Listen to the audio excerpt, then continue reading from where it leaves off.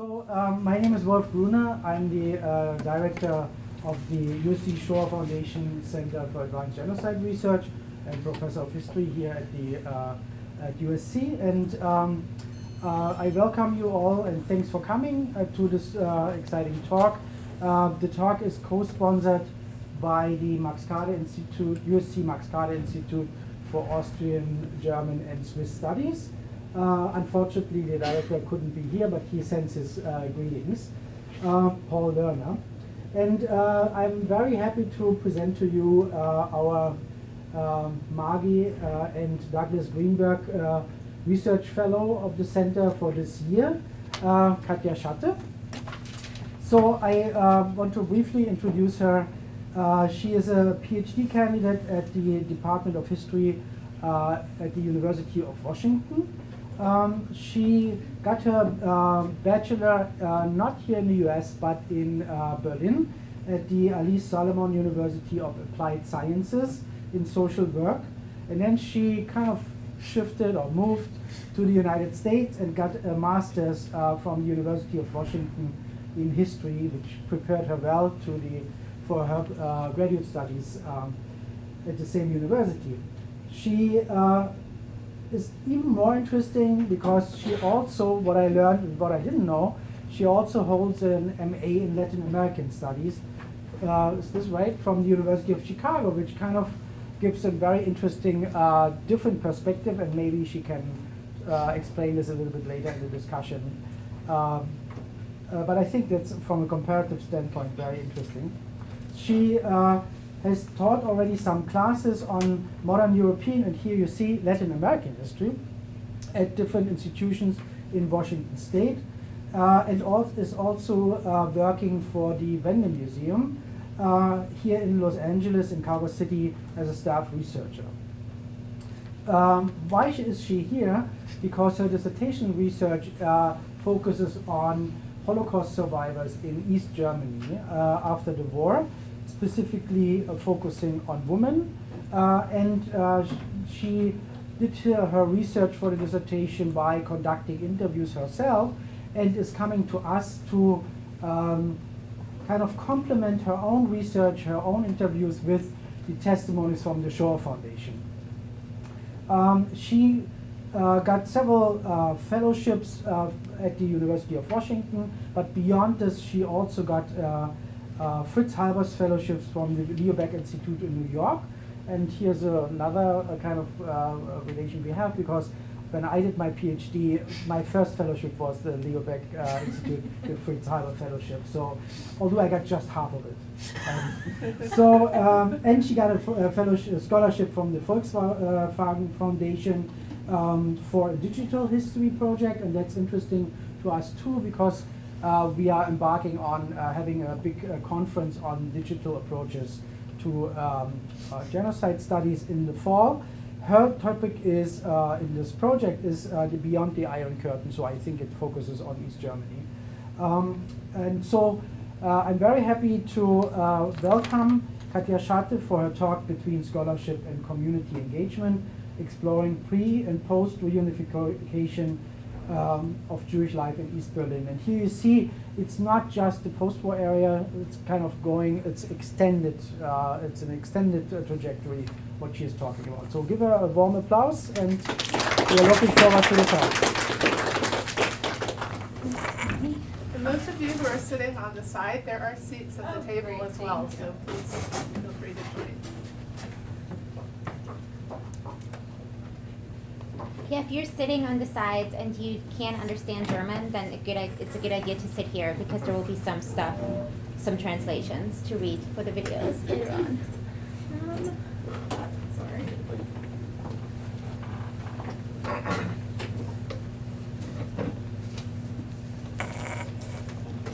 Well, thank you so much, everyone, for coming. This is pretty exciting and a little bit intimidating, too. I didn't expect so many people, but I hope this will be interesting for everyone, and if there's anything that you feel like you would like to know more about and that I don't cover in my talk, there will be time for questions after my presentation. So as Wolf Gruner already announced, I will be speaking about pre- and post-reunification Jewish life in East Berlin. so focusing mostly on the late 1970s through the early 1990s in East Berlin.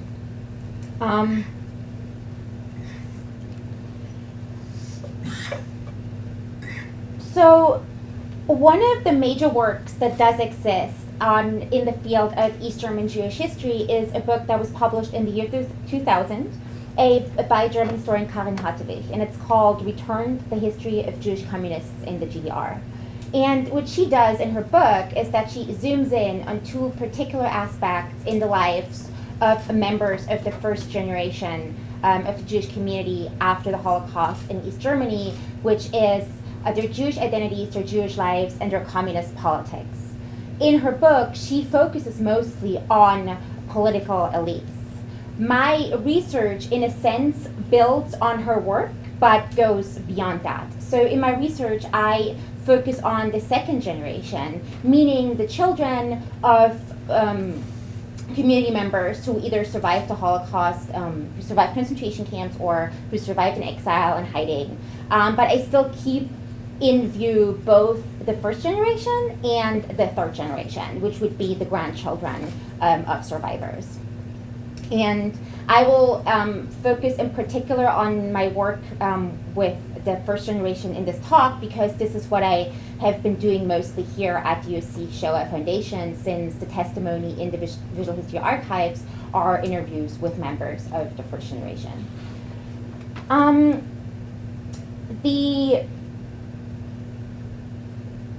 The focus in terms of the professional background of my narrators in my dissertation, I focus mainly on Jewish scholars, writers, teachers, artists, and journalists in the GDR and then post-GDR in the early 1990s.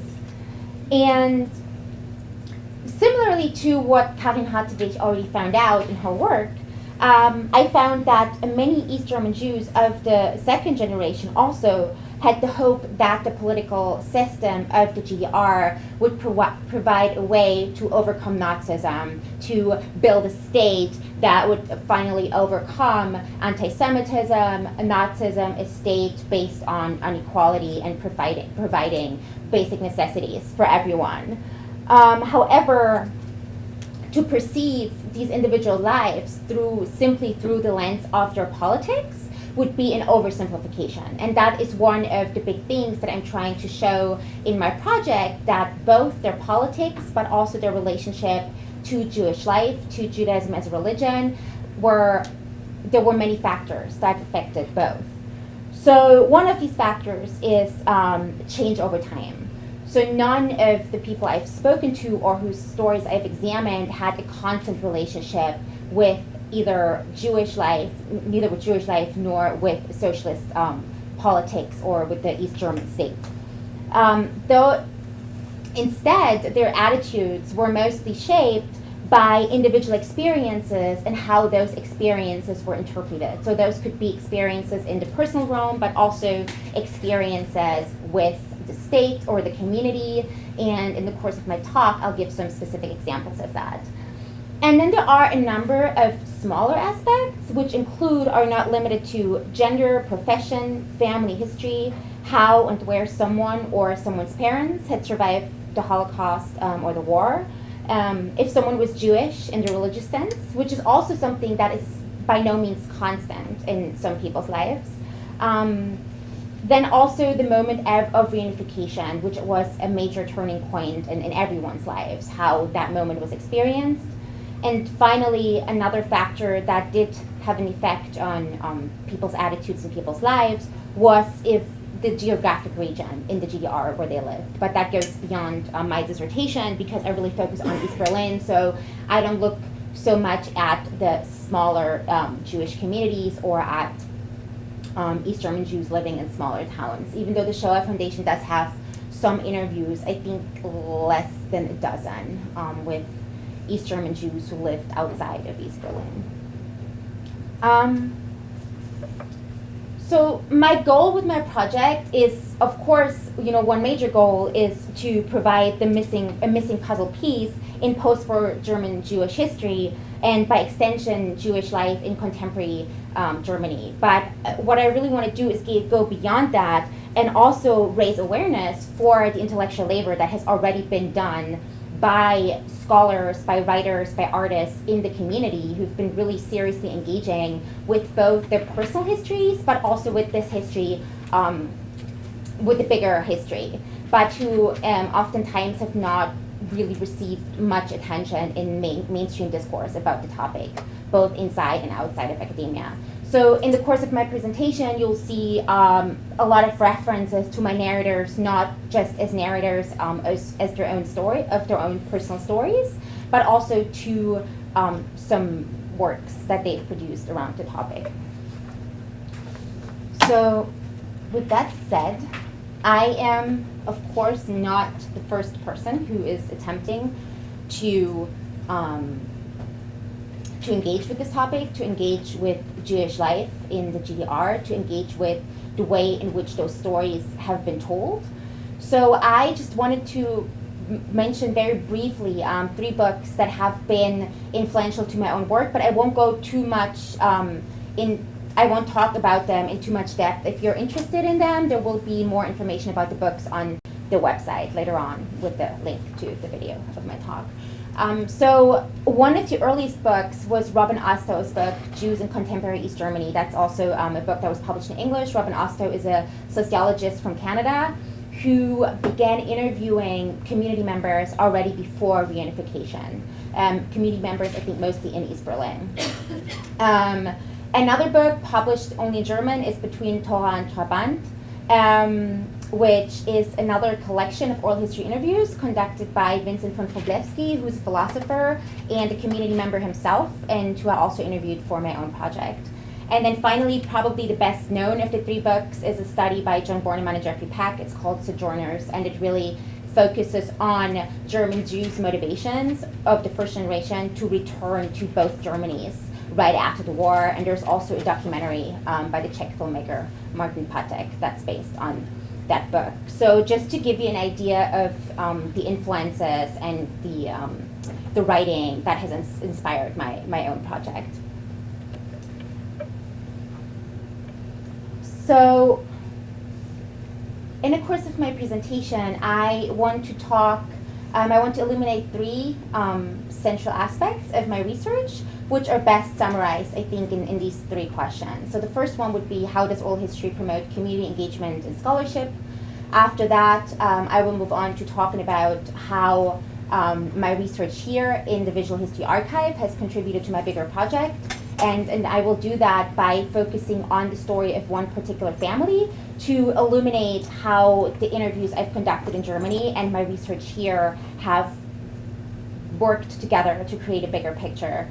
And then finally, I want to provide a short preliminary summary of what are some of the key aspects of Jewish life in the late GDR and early reunified Germany. I say preliminary because obviously I'm still very much in the middle of the research process, so this is kind of where I'm at right now. So oral history interviews, both the ones that I conducted myself as well as the ones that I found in the collection here, are an important part of my dissertation because of what historian Michael Frisch has called a shared authority in oral history. He has argued that oral history has a capacity to redefine and redistribute intellectual authority so that this might be shared more broadly in historical research and communication rather than continuing to serve as an instrument of power and hierarchy.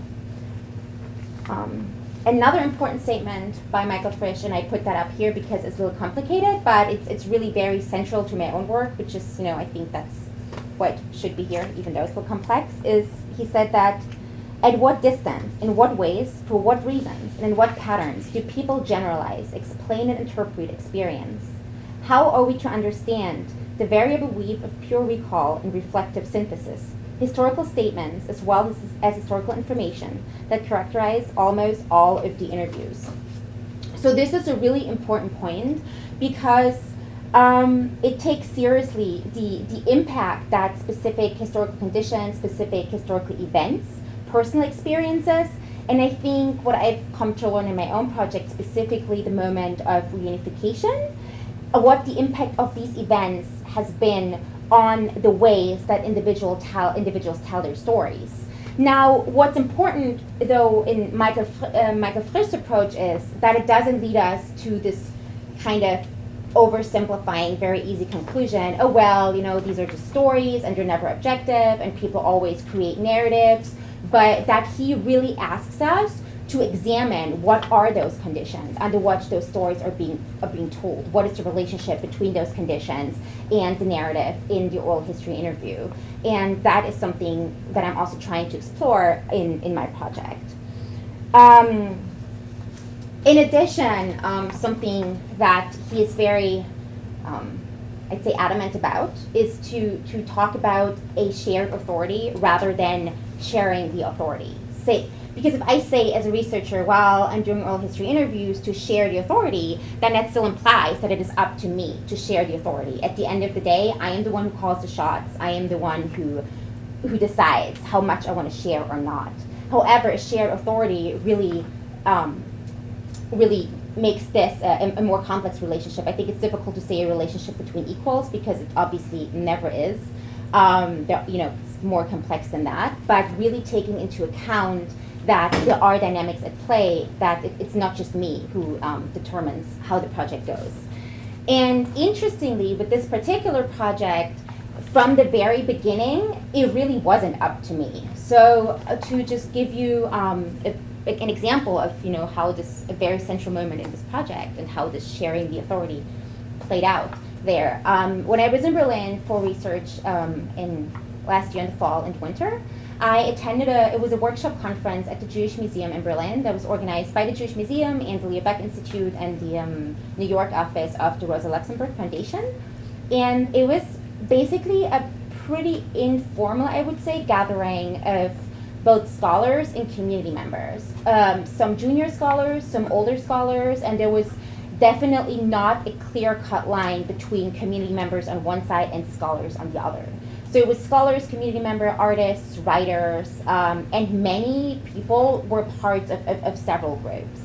And as someone who is comparatively new to this field, to the topic, to me it was really interesting to just observe the conversations and the interactions between many people who've been having those conversations and who've been doing this work for a very long time, both with regard to their own personal stories, but also as artists or scholars or writers. So it was very clear to me that by working with some of the people in the room also ended up being part of my project, that it would definitely not just be me kind of defining what the questions and what the points of interest would be. So let me move on from the research process to the content of my research. Although, as it probably has become obvious by now, they're really underdefined, but some more content-specific questions. So one of the organizations that's pretty central to my own project is the Jüdische Kulturverein, or the Jewish Cultural Association. This association was founded in 1989. It was around not until 200, but until 2009. And it came out of an earlier group, a group that was called We For Us, that was founded in 1986.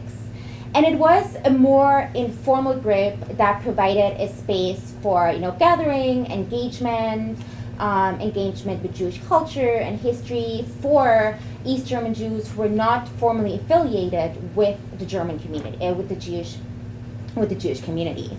And as Ruth Gay argued already in the early 2000s, that likely applied to most East German Jews. So officially, there were only less than 400 Jews registered with the Jewish community in 1989 on the eve of the fall of the wall. But like I said, there were many more who in some way were affiliated with Jewish religion or Jewish culture through their parents or themselves who had just decided to not join the formal community. And so We For Us was a space for these people, and that later on got a more formal organization in 1989, which was the Jewish Cultural Association. So as the group transitioned into this more formal organization, it's an organization with a board and bylaws and the entire thing that you would expect from an organization. It was mostly members of the second generation, the children of survivors, who were on the forefront of that process of really building in organizational structures. And here we have an image of several founding and board members, and two of them, Irene Runge and André Fischer-Marum, are also individuals I interviewed for my project. And I wanted to spend some time talking about the history of André Fischer-Marum's family, because as I mentioned before, there were some particular cases where really my research here at the Visual History Archive really was almost like a missing puzzle piece to something that I'd already started working on, started exploring while I was in Berlin. And that is the case with the story of André Fischer-Marum's family. So I spoke with André Fischer-Marum, who was also present at the conference I mentioned earlier, last year in November, December. And around that same time, she had just published a book, which is a collection of letters that her grandfather, on her father's side, wrote from a concentration camp in the years 1933 and 1934. Her grandfather was Ludwig Marum, who was a secular Jewish social democrat who got imprisoned by the Nazis shortly after they took power in 1933. He spent the last year of his life in a concentration camp and was finally killed in 1934.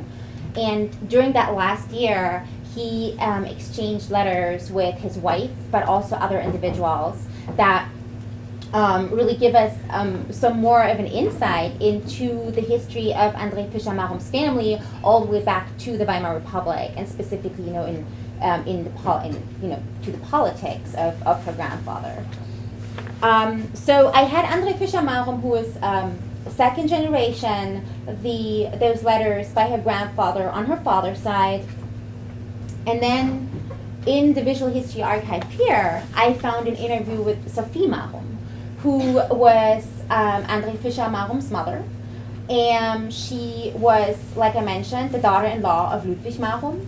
And she was also the daughter of Hirsch Radenwitz, who was a pretty influential rabbi, and who also was killed in Auschwitz. And so she, unlike her husband, Ludwig Marum's son, who actually grew up in a religious home. She really, had a Jewish education, grew up in a Jewish household.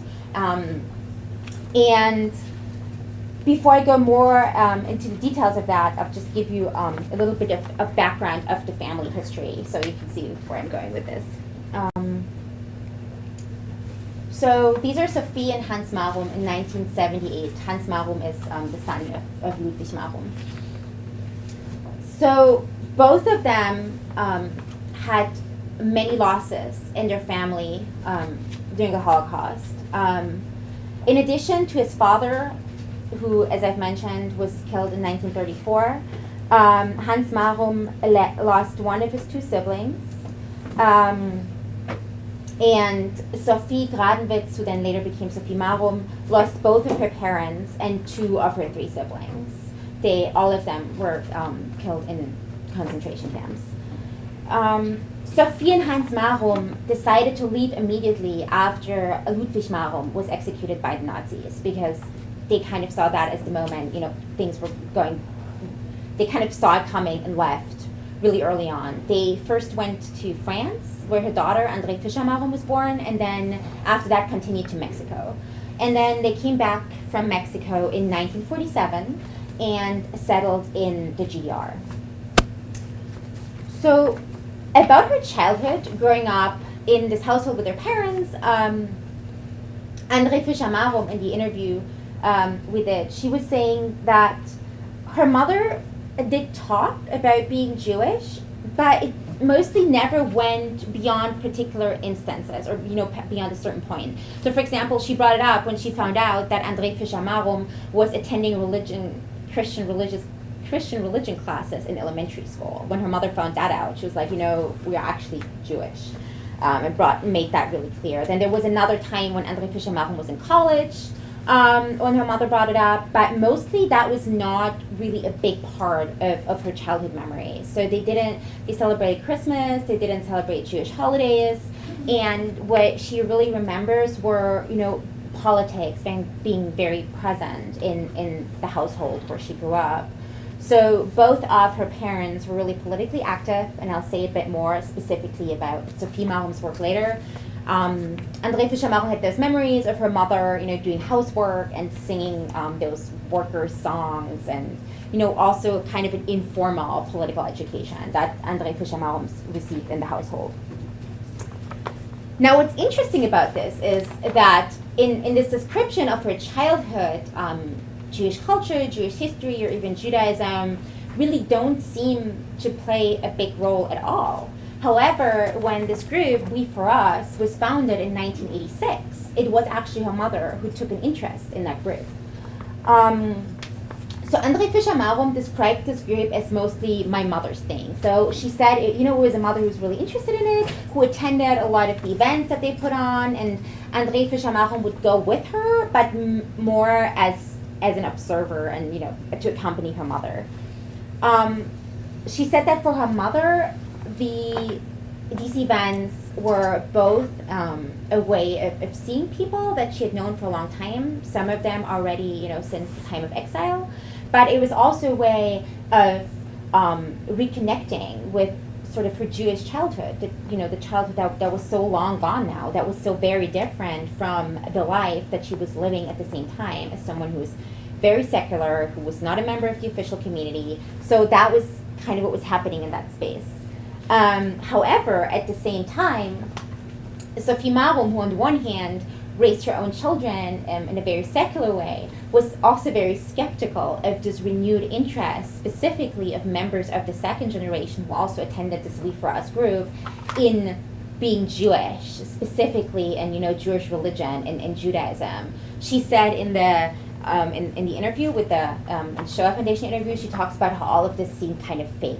André Fischer-Marum also mentioned in the interview that her mother would say, well, this can't be real. They didn't grow up like this. They're just learning this. This is not the real deal. And so in the interview, one of the examples Sophie Marum gave was that she thought it was weird that they needed to read Hebrew texts, the transliterations, because they couldn't read the Hebrew letters. So this is interesting, you know, considering that this is someone who, for, you know, the decades before that, you know, the decades from the 1940s till the 80s, and even already before, was someone who really did not seem all that interested in Jewish life in general. However, what I think this also indicates is that it's really not that easy to pin down some individuals' views and perspectives and ideas and value to, you know, one influence in their lives or to another influence. So, for example, in the case of Sophie Marum, her daughter said that growing up, even though being Jewish was not a central thing in her household, she did feel that a lot of the core values that her mother held, like taking care of others, supporting others, were values that were Jewish values to her. However, at the same time, she also knew about her mother that she had already, as a teenager, joined the Socialist Workers' Youth. So already in the Weimar Republic, being the daughter of a rabbi, she had joined the Socialist Workers' Youth. You know, they lived in a small town, so that raised some eyebrows. So really, for her mother, there were different aspects, politics, different ideas that had been important throughout her life, continuously. So it was then not a question for Sophie and Hans Marum what Germany, or in 47, there were still the occupation zones, so what zone they would return to. Interestingly, return is maybe not even the right word here, because unlike several other community members, they had not actually lived in the territory that was the Soviet occupation zone and would then become the GDR before. So they made a conscious decision to return to the GDR. And about that decision, Sophie Marum said in in the interview here, the collection, she says, "It was basically clear for us. I don't know. We really didn't think about it that much. It was clear. It was where we belonged, where we felt we could do something, and we did do something." So what did they do? That's actually the question that in the interview is next. Like, okay, so what did you do? And this is a snippet that I would like to play for you, and I'll just play it first, and then I'll say some more about it, why I chose to play this and why I think this is important. And yeah, it's in German, but English over here. Aber gehofft, dass ich auch wirklich die Menschen werde umerziehen können, habe ich mir gedacht, und zwar in ihrer Kindheit. Und deshalb bin ich gern, ich habe auch immer in der Volksbildung gearbeitet. Wie Sie sagen könnte, das klingt, als ob Sie sagen, das hat dann doch nicht geklappt. Ein bisschen hier, dann nicht mehr. Auf einmal war alles schlecht, was wir gemacht haben. Ich fand nicht, dass wir so viel Schlechtes gemacht haben. Im Unterricht natürlich gab es auch schlechte Lehrer. Wann wurde dann gesagt, Sie haben alles schlecht gemacht? Jetzt, nach der sogenannten Wende. Ich fand, das ist doch klar. Aber inzwischen sieht man an, dass wir sehr viel Gutes gemacht haben. So just on a side note, I think this is a really good example also, which shows or illustrates the differences between conducting interviews with a very specific research project in mind versus conducting interviews where you really hope for them to be relevant for a lot of people, for a lot of potential projects, but you don't really go into the specifics. So for example, for me personally, it would have been really interesting if there had been a follow-up question, right? Because toward the end, she's talking about how, by now it's being acknowledged that we did do a lot of good things. So this interview was conducted in 1996. So it would be really It would have been really interesting to me to to hear what she meant there, like what kind of shift she perceived at the time. But that didn't happen, and that's also not the reason I played the snippet. The reason I played it is because it seems somewhat representative of a sentiment that seems to be shared by both many of the narrators of the first generation who are here in the Visual History Archive and people who I talked to in Germany, which is what she talks about is, this everything we tried to do is now all of a sudden it doesn't matter anymore. All the effort we put into building this different Germany, overcoming Nazism, overcoming anti-Semitism, building a more just society, all these things, they don't matter anymore. And it's not so much that, and people also would say that explicitly in the interviews, that we regret reunification or we think reunification was a bad thing, but this feeling that there was no space in that society to acknowledge the things they had done before. What was interesting to me about this was that in another interview I conducted in Berlin with Eva Nicke, and you can actually will also be able to find a short interview, not mine, but a different short interview that was done with her, I think, about 2 years ago, about her work.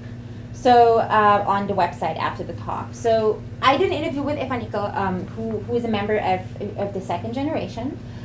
She's a teacher and a social worker, and she has been working with late-age PTSD among Holocaust survivors for a while now. So the interview, which you will be able to find on the website, is a little bit about that too.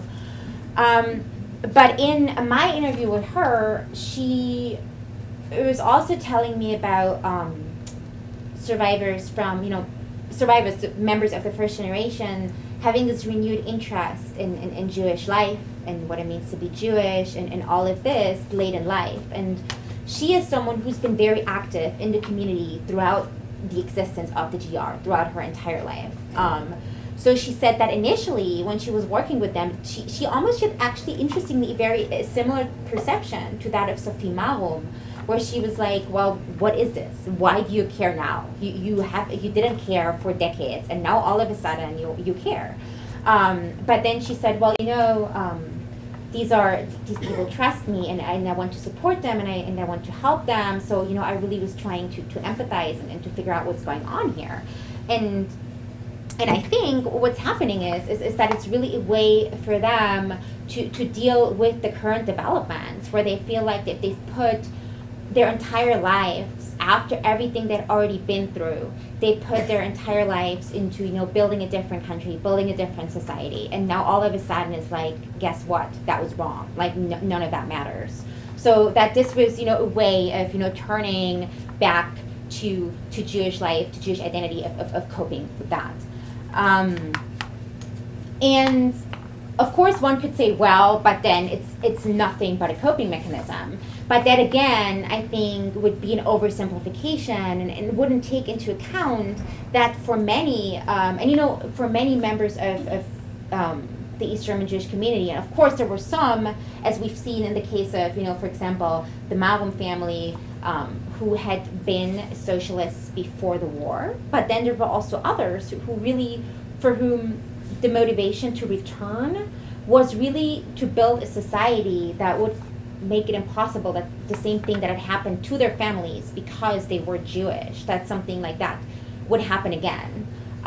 So to say this is just, a random coping mechanism would, I think kind of not take into account that being persecuted and, traumatized and having immense human losses because they were Jewish was a central aspect of what people were engaged in the GDR then later.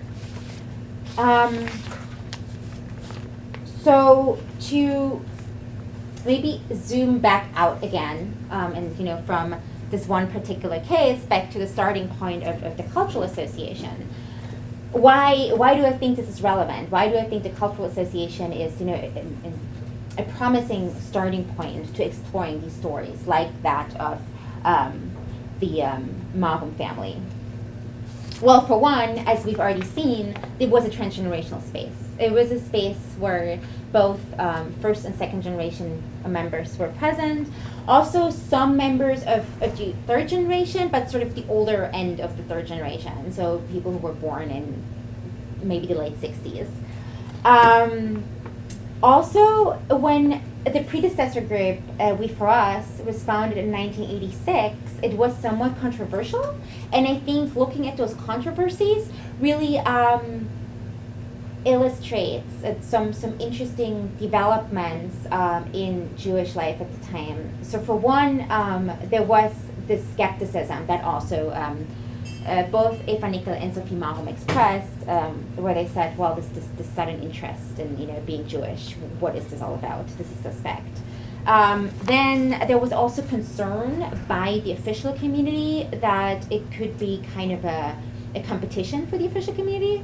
But then at the same time, there also was concern in the official community. It was an aging community. It was a community that had less and less members because younger people were not interested, wouldn't really register. So, there was, even though there was concern that the group may be a competition, at the same time, there was the hope, that it may bring people closer to Jewish life again. And that's actually exactly what it ended up doing.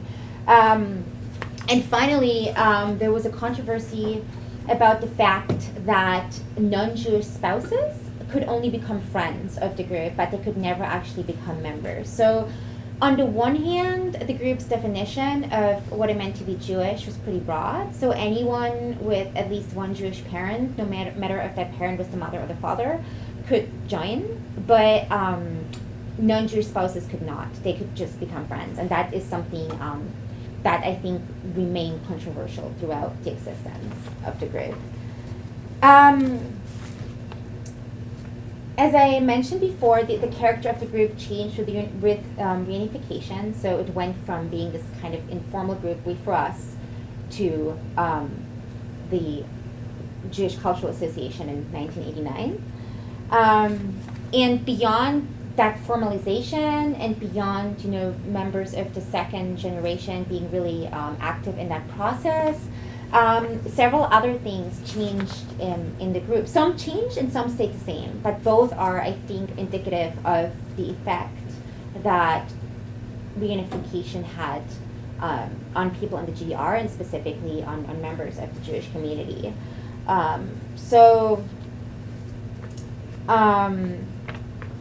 One was that the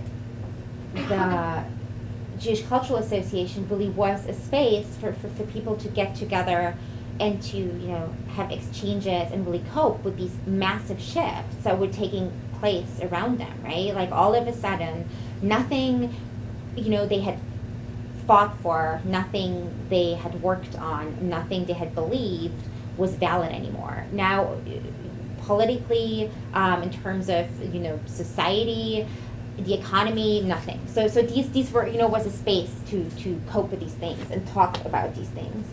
It had also very real economic consequences for many of the members. So many members of the community that I've talked to, as I've mentioned before, had been scholars or had been in publishing or teachers. So many of them lost their jobs immediately. So because the Jewish Cultural Association was a officially recognized organization now, they could apply for funding from the German state to fund temporary positions, and that's what they actually did. And so, some of the members of the group could actually have paid temporary position with the group as well, which I think, considering the economic struggles of many people in the immediate aftermath of reunification, that was, a really significant thing to do. And then finally, even though it existed until 2009, so until well into the time of reunified Germany, members of the group until the end were overwhelmingly either of East German origin or refugees, Jewish refugees from the Soviet Union. So actually one aspect, something that the group had cared about from the very beginning was the fate of Jews from the Soviet Union. So already in 1990, in early 1990, before reunification, they pushed the East German government to take in Jewish refugees from the Soviet Union, which the East German government then also agreed to. And this group really also became an important space for those new members of the East Berlin Jewish community. And there's a whole lot to be explored in that relationship between the people who had been part of that community for a longer time and the people who now came in. But these were the two communities that were really active in this group until 2009. And something interesting that I found in my interviews in Berlin, in an interview with a member of the third generation, actually born in 1989, so really, in the last year, was that he was telling me that he always felt personally, he had a lot of friends who were Russian Jews, because he felt like what they had in common was that as someone who was born in the East and someone from the Soviet Union, they shared sort of that status of being on the outside. So it was really interesting to hear that from someone in the third generation who was born in '89.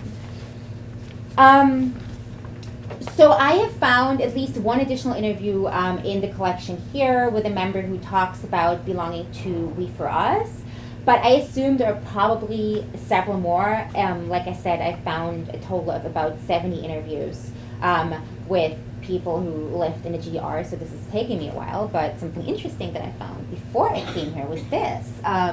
So the Jewish Cultural Association had a monthly newsletter, and the Shoah Foundation actually published a one-page ad in the newsletter in April 1995, asking for people if they'd be willing and interested in sharing their stories. So, right? So, and actually a lot of the interviews that I've seen in Berlin were conducted in 1996, so, there may be so I think even some of the people who do not mention being active or part of that group may actually have found out that way. Okay. So to conclude, I would like to talk briefly about a few more aspects that are central to my research and to my exploration of Jewish life in East Berlin. So far, I've really focused about specific aspects, like how was reunification experience, transgenerational dynamics, this particular space, the Jewish Cultural Association, but there are other factors, as I've mentioned before, that I think are important to understand people's experiences and the way they talk about those experiences. So one aspect is scholarly and artistic engagement, both with one's own experiences as well as with the bigger context. So in Germany, I've found countless things, from novels over fictionalized life stories, over unpublished poems, artistic work. So there's a whole lot, and I'm barely starting to explore that. Now, something that I found here in the archive, and I did absolutely not expect to find, were also references to both written and artistic works that people, have produced themselves. Again, this isn't something I'm barely starting to explore, so I don't have a lot of insight into that now, but I just thought it was really interesting. I think that's something, when we think about the Visual History Archive, then it's, we think about primarily interviews, maybe some photos, but definitely not artistic production, but there is a bunch of that in here. Then also, as I've mentioned earlier, my focus are the lives of women, but that doesn't mean that I exclude the lives of men. It's more sort of my approach, where am I coming from, what's at the beginning, and then where does the path lead. The reason I decided to do that is because of several experiences or several occurrences, and I just wanted to briefly talk about one. So, two. André Fischer-Marum, who we've seen earlier, she is also part of a group of members of the second generation who are all children who were born in what's commonly called the Western immigration, so whose parents survived in Western Europe or somewhere in the Americas. And they've had a few meetings where they, basically get together and kind of talk about their lives and their experiences and, how all of this has shaped their lives after returning. And in an account of one of those meetings in 2007, she would say that it was really interesting that even in their personal conversations, it would always go back to the decisions and the deeds of the fathers, of the male members of the family. Even, that was not the specific focus they were trying to have in their conversations, but that was just kind of what was happening. And then another one of my narrators, Esther Zimmering, who's a member of the third generation. She's an actress and a filmmaker and is currently working on a documentary on the Jewish side of her family, and her focus are women specifically. And what she said is, even when I focus on women, we always end up talking about the men. Like, even if I do this, men, the male members of the family, they come in automatically. Like, I don't even have to do anything about it. It just happens.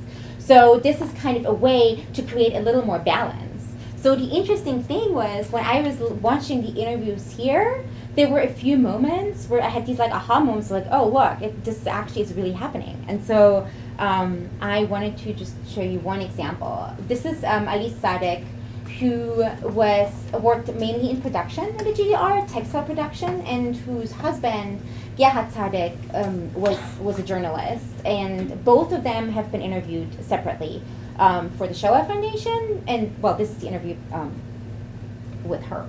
This is what happens during the interview. No, it does not. Mein Mann wurde außenpolitischer Redakteur, der hat die Sache so gut gemacht, dass er von der jungen Generation, das ist das Funktionärblatt, diese Monatszeitschrift herausgegeben hat mit einem tollen Impressum, angefangen von Erich Honecker und so weiter, die sich nie um den gekümmert haben, aber damit waren wir sozusagen wieder in Berlin. Das ist nicht unsere letzte Reise raus aus Berlin und wieder zurück. Wir würden jetzt aber an der Stelle nicht über Gerhard Sadek führen, sondern über Alice Sadek. Also was hast du gemacht?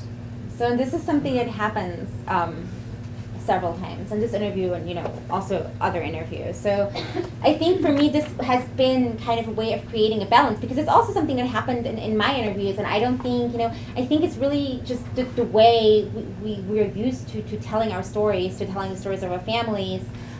So that is one of the reasons for starting with women, you know, not just staying only with women, but to take women as a starting point.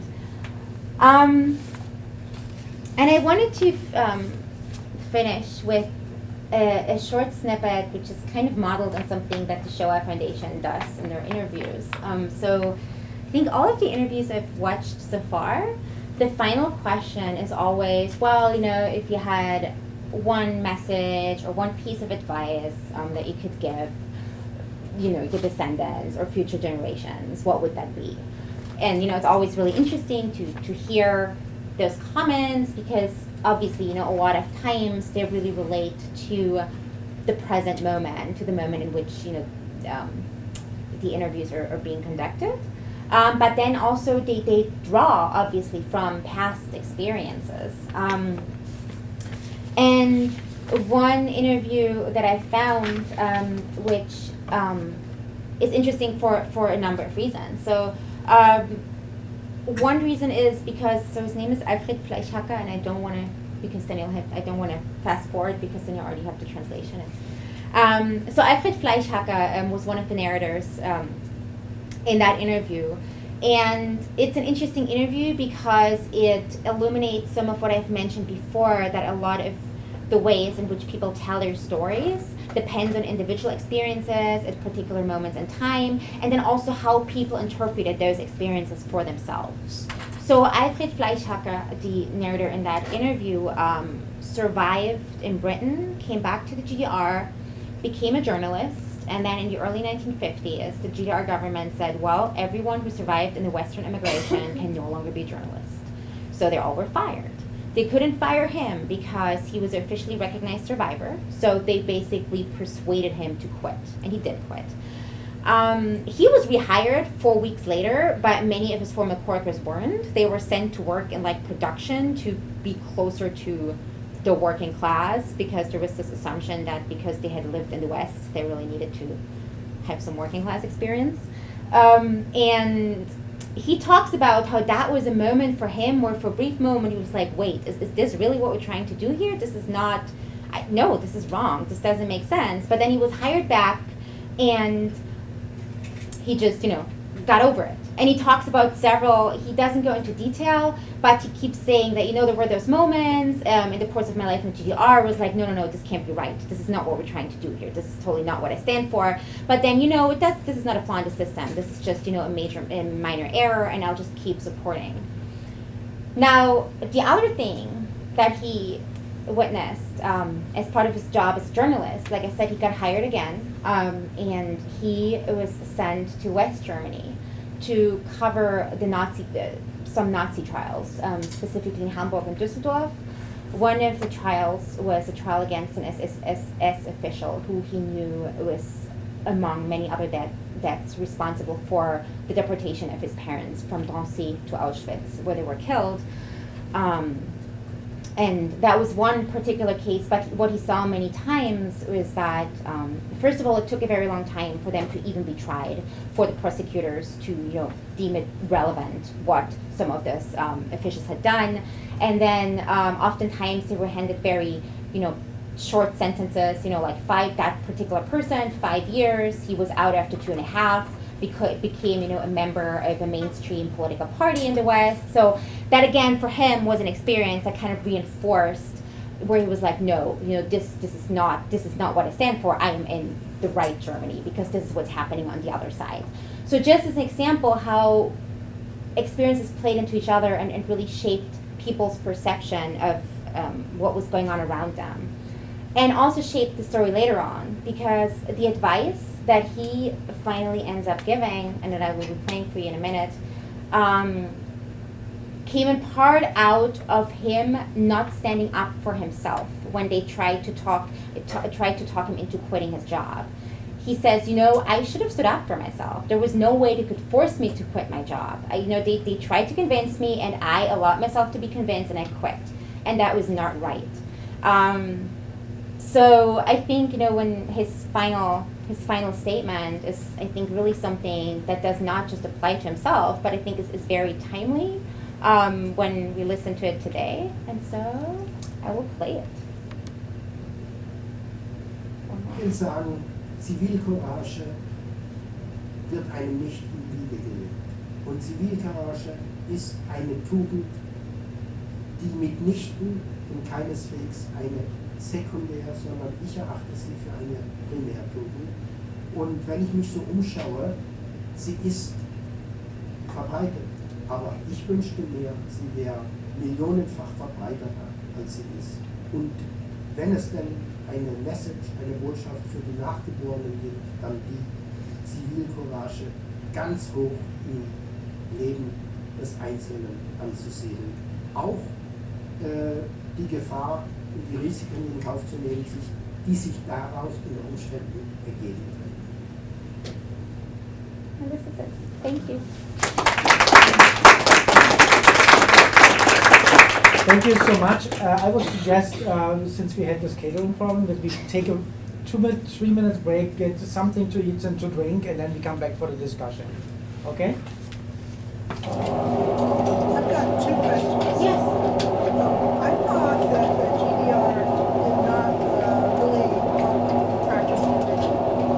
Okay, that's my first question. So why would Jews welcome there? And second, why would Sophie and her husband go to the GDR versus the GDR? Good question. I think what you were saying about not wanting to practice religion, that is one of the reasons why some people are really suspicious about people turning to specifically, Judaism also as a religious practice in the late 80s, because then it was already a little more open, right? So it's like, well, now you're becoming interested in this, now that it's easy. But I was told that you couldn't even get a job if you were religious. Is that not true? It depends. It depends. And like I said, the people I interviewed and that we see here, a lot of them were, culturally Jewish and, had a Jewish history, but they were not practicing. They were secular. Right, but even the ones who were practicing Jews, I think something that has been pretty well explored is the relationship between the formal Jewish community, so people in positions of authority in the community, and the East German state. And so even though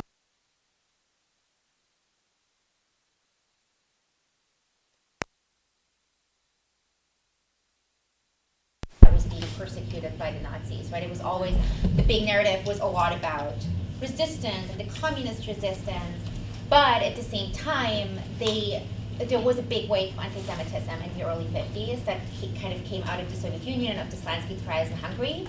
But after that, they kind of made sure to not be perceived as anti-Semitic and did not interfere with religious practice. That being said, East Germany did for a long time not actually have a rabbi, so people had to come in from. So even that was being made possible and allowed, that people could come in from the West Berlin community for services and events. And your second question was why did you go to East Germany? Yeah, so in the particular case of this family, it was really, like I said, they already had been social democrats and socialists before the war. Socialists, okay. Yeah, so that was, I think, and I mean, in the case of many other people, it could have also been, this is simply where they were from. But in the case of many, it was really this hope that this would be, this would be the state who would finally overcome anti-Semitism, would overcome Nazism, would be a just, fair, that was sort of this hope. If I may add to your question, so you could be religious in East Germany. There were only a few Jews. Most religious people were Christians, mostly Protestants. But there were restrictions in certain jobs. So, for example, it was very hard to be in certain university professions, as a, even to study as a, when you were openly Christian, religious, let's say Protestant or so. So there were restrictions on this. But this also changes over time. It's different in the 1950s, 60s, 70s, 80s. So there is a movement towards it's more, sometimes more open, sometimes less, more strictly restricted or not. Which then goes back, to this sentiment like, why now? Now you're doing it because it's easy now. How would they identify as a Jew? I mean, let's say you from Jewish family, but if you apply for a job or apply for either a job or to get your education, how would they know That's an interesting question because people brought that up in my interviews too. So some said that they would not talk about it and then only start talking about it when they kind of felt more comfortable talking about those things. But I mean, then obviously, if you actually were registered with the community, then that would be. So I mean, maybe I should, maybe it kind of requires some explanation how religion works in Germany. So there is actually something like some official, I don't know how you call it, a registry, not just for being Jewish, but for Protestants, Catholics, for sort of the big, Judaism and the Christian religion. So you are registered there officially, and that makes you an official member. So if you are not registered anywhere, nobody knows that you're Jewish. Right, and it worked. So some of the people I interviewed, that was precisely the thing, that people did not know that. But then sometimes it was also that people at least know each other in the community. So at least other people would know that they were. That they were Jewish. But then there were other jobs where, others also told me that they were really open about it, that they talk about it. But then also oftentimes, and what you said, it changed over time. I think there was also an interest, and specifically in the later years, by the government to sort of, I think maybe co-opt maybe the right word, so several of the people I interviewed, they were open about being Jewish, and they would be continuously approached about, hey, we still need a leader for like youth organization, you should really join the party, we really need someone like you, why don't you, some of my narrators actually did join, and then some regretted it later that they did it, but that was something that happened specifically in the later years. But there was a tension always from the very start in 1945 between among the communists, between those who acknowledged the persecution of the Jews and were very much in favor of even extra food for them in the very first time, and others who say no, they are part of the bourgeoisie, and that's it's really these are not our people. So you have this tension from the very beginning, and it goes over till the very end.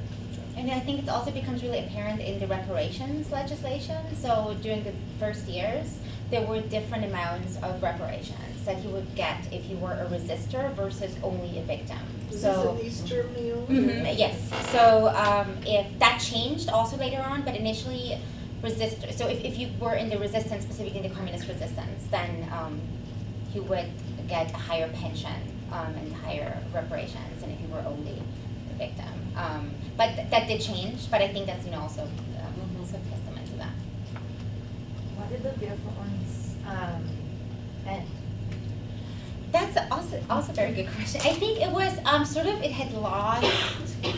it had lost momentum. So I think the way people talked about it, there was a moment for it, and I think part of it may have been that 2009 was almost 20 years after unification. So there was not, among the third generation, the people who kind of were at an age at that point where they would have been the audience or the potential membership for that. They weren't really joining the group. So it was kind of, there was no progress, no new stuff coming, no new people coming in. It was just kind of stagnating. And then also, there were issues in terms of funding, in terms of finding a space. So the group, they moved several times. So that funding that I was talking about for some temporary positions, that ran out, and then there's no guarantee you'll get that again.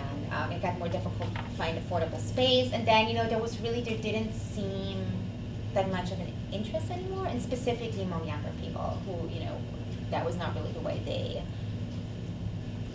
dealt with things. Yeah, first of all, thank you very much for a very interesting presentation. I wondered whether you could say a little bit more about the relevance of Michael Frisch's quote you used at the beginning for your own research. So one aspect of it, as I understand it, is how contemporary events frame the way people remember things and talk about things. Did you find that in your own research that there is this direct correspondence, and how does that look like? Yeah, that's a really good question. So I think when I began this project, I think sometimes there's this simplified engagement, which is not really an engagement with the issue of memory and with the issue of reasons for telling stories certain ways, and for we need to be really critical of all histories because of course they're not facts. This is just all depending on who you ask at what point in time. And I think what's been important for me for that is first of all to not just dismiss it, but also to do it the other way around, to not just say, to just say, okay, these events and these circumstances affect the way the story is being told, but also look at what are the effects of these events, to really analyze the effects, because I think this is something that sometimes doesn't happen. So specifically going back to, let's say the event is reunification, that, in the broader sense, not just in the Jewish community, talking about this phenomenon of like nostalgia, this nostalgia for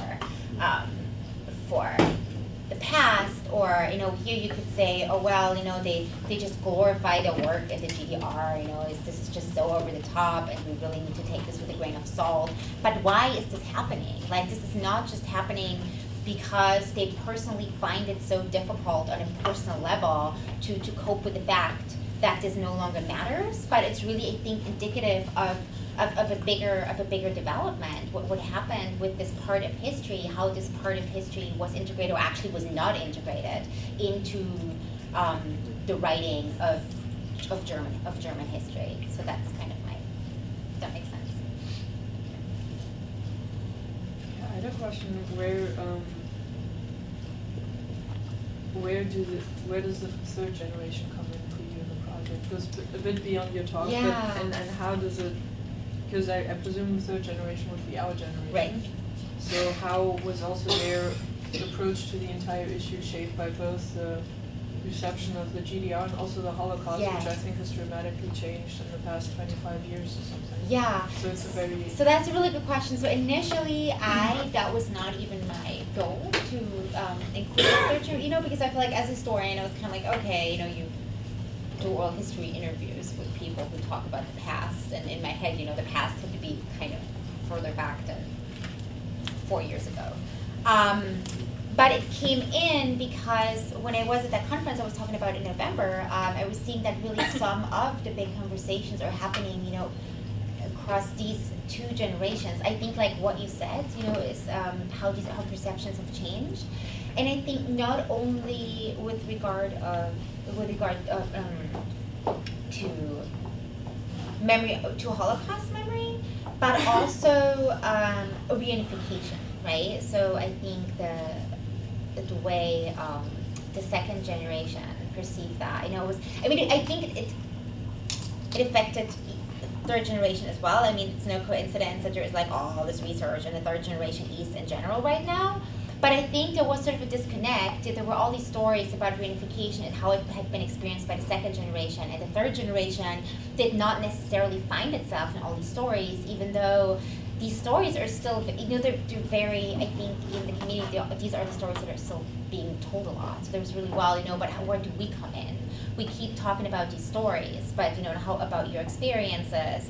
But so here are our experiences. So what about those? And then another question is also that I think of Jewish identity and who is Jewish. So that there are members of the third generation who have a Jewish father and who identify very strongly as Jewish, and that this is also something that in conversations was something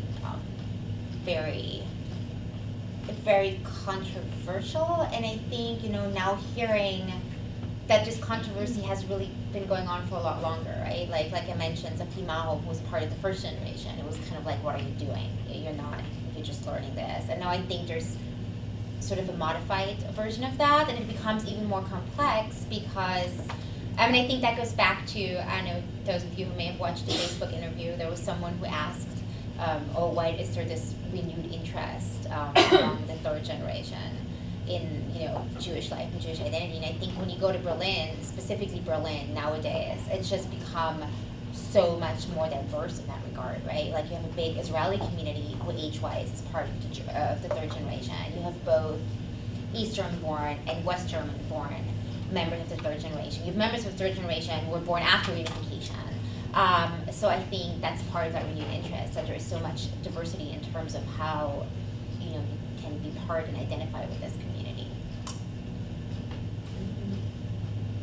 Yeah, maybe just to follow, one thing that has struck me, because I'm usually working on the history of Polish Jews, and I was actually, only recently I became aware of this whole issue of the Jews in Eastern Germany, which is weird because I am from Germany and I saw a play and it was about precisely your topic. It was a very good play actually, but I was a bit struck that while in Poland, there's like a big, I think at this point there's a big, wave of scholarship into Polish, into the history of Polish Jews, but specifically also their fate in what was called the Polish People's Republic. And I don't really see that in Germany. I might have missed it because I'm not really working on it, but I feel like in Poland this is one of the main topics also in political discourse, and in Germany it's like, oh, there were Jews in the GDR, I didn't know. It's just like as an issue, it's not really there. No, you're absolutely right. So as I mentioned briefly before, the scholarship that does exist is really the scholarship that I mentioned briefly in the beginning, that is really focusing on Jewish communists, right? Not just people who came and believed in the system, but straight up, communists in the party elite. Then there's also a bunch of scholarship, as I've mentioned, that was about this relationship, a little bit what Wolf was talking about, this relationship between the Jewish community and the state, but always kind of looking at it from the level of people in positions of power, both in the community and in the state. But then really going into lived experiences and into going up until the present, you really have more of these interview collections that I was talking about in the beginning, which are kind of the first step toward the bigger research project, but not much has been done with them. But I know that right now there are probably 24 people my generation who do related work, but they're and it's also something, I think it's also been a problem of communication, because sometimes you don't really know what someone is working on until it gets to kind of a stage where you go public with it. And part of it is also a political reason, right? Like I've got the reaction when I talk about our project, from people in the academy in Germany. Why are you doing this? We all know what Jews in the GDR were like. They didn't identify as Jews. They were communists. So that was it. It was like, okay. So, and then I think there are political reasons for having that position. So.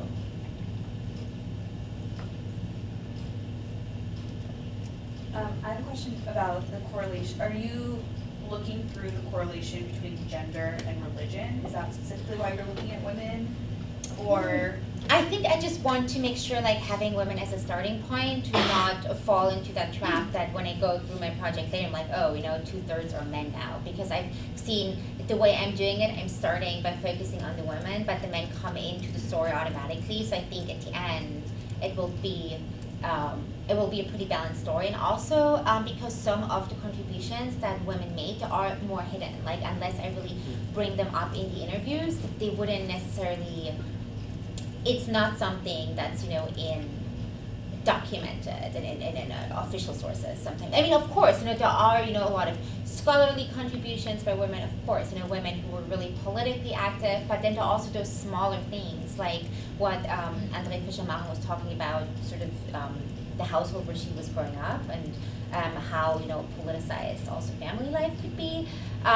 That's, unless I really focus on that and try to get that through the interviews, I wouldn't necessarily find that in. But aren't you then excluding the fact that religion tends to fall into the female role in a family? Right, and I think that would be more of a concern in families that actually were religious, and I think there, I would pay closer attention to that. But most of the families I've looked at so far, religion was just not. But not necessarily religious aspects, but more historically when you look at how right. religion is perceived, right. as a perception of a female gender. Yeah. When the Nazis did it with their kitchen, church, and children program. Right. And then also in Judaism specifically, right. with Judaism being passed down from your mother, no matter if you're religious or not religious, there's definitely kind of this inherent connection between the female gender and religion, whether or not the family is religious. Right, no, absolutely. And where that is visible, it's not something that I would ignore. That's definitely something where that comes in. I will take that into account. And part of what is interesting about this is, as I've mentioned before, even though, it is, it goes down through the mother, the interesting part here is that, in the late 80s in that group, that was specifically something that was, where people were like, oh, it's okay if, only your father is Jewish. And again, now it's something that's actually kind of hotly debated among generations, that specific question, where I think it's a combination of gender and generation, I would say. But yeah, no, definitely that is something that is a part of what I look at. My question is, first of all, thank you for your talk. My question is a kind of methodological one. Mm-hmm. So you were talking, I was interested in your discussion in your talk about shared authority. Mm-hmm. Especially it's as a a headache PhD, also. yeah, as a PhD candidate, where one's trajectory is trying to establish authority. It's an interesting idea, and I wonder in the Facebook Live interview, you mentioned that you don't necessarily see your trajectory going into a traditional way of writing a book. Mm-hmm. And Wolf had mentioned this digital project, which Wendy introduced to you. Is that related to this notion of shared authority? Yes. And in what way is that expressed in a different kind of project than the one that so many scholars yes to everything you just said, but I can elaborate on that a little more. Yes.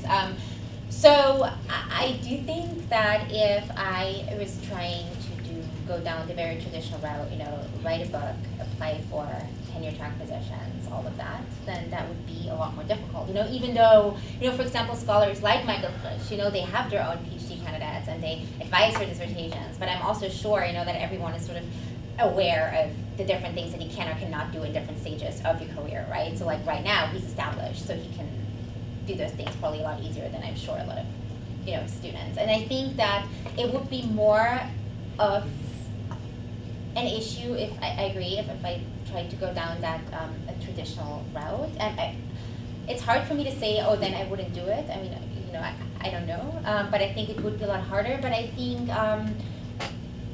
the shared authority approach and the decision to, so my project is a multidisciplinary project, which consists of, shorter academic publications and a digital part, and then sort of curatorial concept that I work with, in art with a photographer. And I think they are related, which because I think we talk about public scholarship until we're blue in the face all day long, and everyone who is in academia knows that, right? You can get funding for all these public scholarship, public humanities, all these projects. But I think actually taking it seriously, not just saying we extend our audiences, we are in the humanities, so we're really scared of our funding getting cut, so we need to make ourselves relevant or remain relevant. I think that's really self-serving. I think public scholarship is really an opportunity to really open up in a way that it's not just us trying to get additional audiences to prevent ourselves from becoming irrelevant, but that is, it is an opportunity really to really fundamentally question the relationship between the academy and society, I think. You know what I mean? That's part of what I'm trying to do, part of why I decided to do my project that way. I mean, obviously it was way easier to get approval for this at this particular moment in time, where I think, no one has any illusions anymore about the academic job market. But that, for me, that wasn't the reason, it's just, I think that I'm just fortunate to be doing my project right now. There's a question. Hi, I'm Sandra. I work as archivist for the Shaw Foundation, and I really enjoyed your talk, and especially how you were talking about interviewing second generation people, because that's something that we talk about with our VHA program. And, so it's great to see what you're doing with it and how many interesting questions you're finding to ask and experiences. But what I really wanted to tell you about is we have an archive of the history of the Shaw Foundation. And one of the collections of records in there are these survivor flyers. I'm not sure what the official name is, but it's all the flyers that were sent out to different organizations all over the world in all the different languages in order to get people to sign on. Imagine collecting 50,000 interviews over the period of maybe about 10 years. How would you do that? They had to really widely advertise the project, the survivors of the Shoah. So, so when those flyers came back, they were all filed by region. And so I was thinking that ad in the Wir für uns, like they might have, even people might have torn that out and filled it out and sent it back. So I was just going to tell you that we have those records. So we could check and see if there's something for the. You are here till Friday, right? No, next week. Next week. So I think we actually set them off site just to a really But I mean, I'm in location. LA, so it's I can. Yeah, you're working at the Venda Museum, Yeah, so right? I can Because we went to the Venda Museum a couple of weeks ago to talk to them about the Albanian Human Rights Project. But that was a different project. But yeah, so. Oh, I would love to see that, because that's the only trace I found, so it would be nice to. That would be really interesting to look at. But then some of the people who were returned the forms probably didn't get interviewed for one reason or another, so there would be just a lot of different names, and I think they would also collect some basic information about their experiences. Mm-hmm. So, that's anyway, we could maybe follow That's on. great, because like I said, I think there are probably way more interviews in that collection if people were affiliated with the group, because not everyone necessarily mentions it. I mean, the parts about that part of their lives is short, so yeah, that'd be. But wouldn't that be a keyword, the geographical? Yeah, that's exactly how I found them actually. Okay. Yeah, so there are about 70 interviews of people who I think lived in the GDR. I mean, plus there may have been some, for example, if someone lived in the GDR but was moved to the West after reunification and then was interviewed in the West, I might not have found them, but it's also kind of an unlikely scenario. But the ones I found are roughly 70. I would just be curious to see how many of them were affiliated with the Cultural Association or Wir für uns.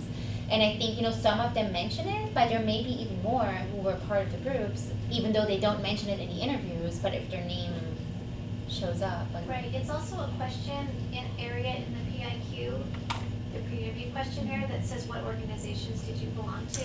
Excellent. Yeah, that's in the paper documentation that we collect on the interviewees, but you can't read through all of them because there's too many, but we do have access to those for the people, so you could probably read the PIQs for the 70 people, right? Yeah. Would you do that? Yeah.